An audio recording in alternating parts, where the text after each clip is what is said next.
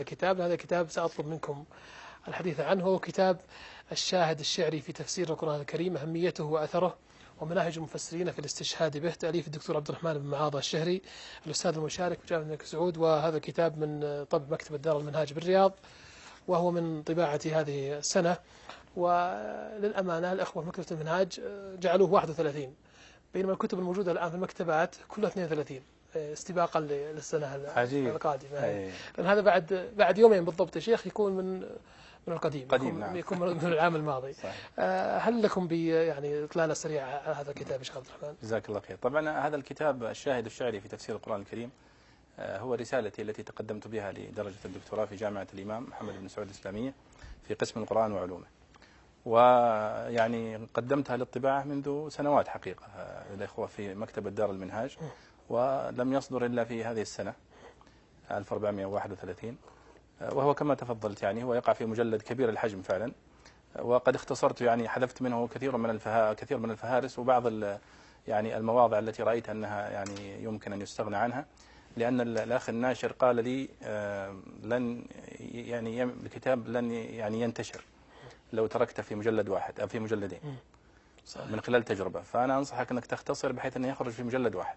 هذا الحين بعد الاختصار بالكاد يحمل أي نعم، فهو أظن 960 صفحة تقريبا. صحيح. لكن إخراجه رائع صراحة، يعني جزاهم الله خير. وأنا بالمناسبة أشكر أخي عبد الله السنان صاحب دار المنهاج، لأنه يعني اعتنى به كثيرا في إخراجه. أما يعني الحكم على الكتاب فهو متروك للإخوة القراء، هو ليس في الميزان، وإنما نريد نعم. هو طبعا هو الشاهد الشعري تتبعت فيه منهجية استشهاد المفسرين بالشواهد الشعرية، فتحدثت عن نشأة الاستشهاد وعن قيمة الشاهد الشعري الذي يستشهد به وشروطه وضوابطه ومعايير الاستشهاد، ثم قمت بعملية إحصائية للشواهد الشعرية في كتب التفسير المعتمدة، وخرجت بإحصائيات دقيقة عن حجم من هم أبرز الشعراء الذين احتج المفسرون بشعرهم حتى يستطيع القارئ أن يحفظ مثلا شعر الأعشى، لأن الأعشى هو أكثر شاعر احتج به المفسرون واللغويون.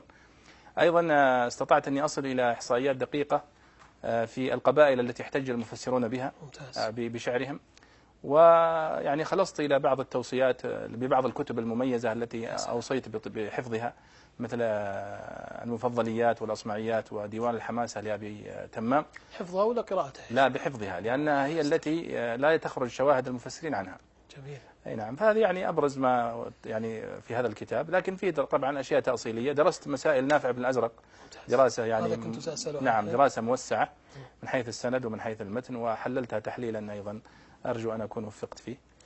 قصة نافع بن الأزرق مع ابن عباس قصة صحيحة؟ نعم هي ثابتة، نعم ثابتة في أصلها، ولكن هناك يعني تزيدات في كثير من الروايات نقدتها في هذا لكن في الأصل هي ثابتة. نعم. ولا ينكر بعض الأدباء وغيرهم متأخرين قالوا أنها ربما تكون.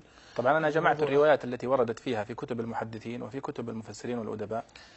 الشاهد الشعري في اللغة عموما أم في الإعراب خصوصا أم في ماذا؟ في جميع طبعا تحدثت عن أنواع الشواهد الشعرية. جميل. طبعا إذا أطلق الشاهد بالشاهد الشعري فهو الشاهد اللغوي بالدرجة الأولى والشاهد النحوي، نعم، ثم يأتي تبعا له الشواهد الشعرية التي تأتي في البلاغة وفي التاريخ وفي غيرها، وهي يعني ليست شواهد بقيمة الشواهد اللغوية والنحوية. هل مر بك أثناء إعداد الرسالة يعني بيت من الشعر وفهمت على ضوء الآية بشكل لم تكن تفهمها في السابق بنفس الفهم هذا يا شيخ؟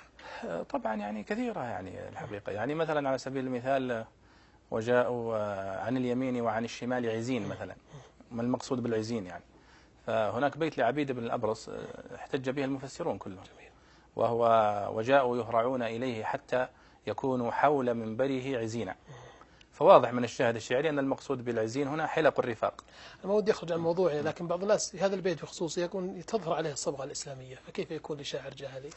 طبعا هذا مجرد نقد انطباعي كما يقولون، لكن في الحقيقة هو ثابت لعبيد بن الأبرص شاعر جاهلي معروف. أنتم حذفتم شيئا من الكتاب وجهزتموه للطباعة ليقرأه طالب العلم أو ليقرأه من أراد نعم. الاستفادة، لكن الملاحظ شيخ عبد الرحمن أن كثيرا من الرسائل العلمية تطبع على حالها، أحيانا تطبع بعد 10 سنوات بل بعد 20 سنة. نحن عرضنا في هذا البرنامج رسائل جامعية جميلة ومهمة في موضوعها طبعت بعد 12 سنة وبعد 20 سنة، صحيح. لكن لم يتغير فيها شيء.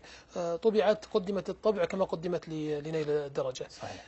رأيكم في مثل هذا؟ والله طبعا هذا من التقصير لا شك، نعم، لكن على الأقل أنا كنت يعني حدثت لي تجارب أنني كنت طلبت من بعض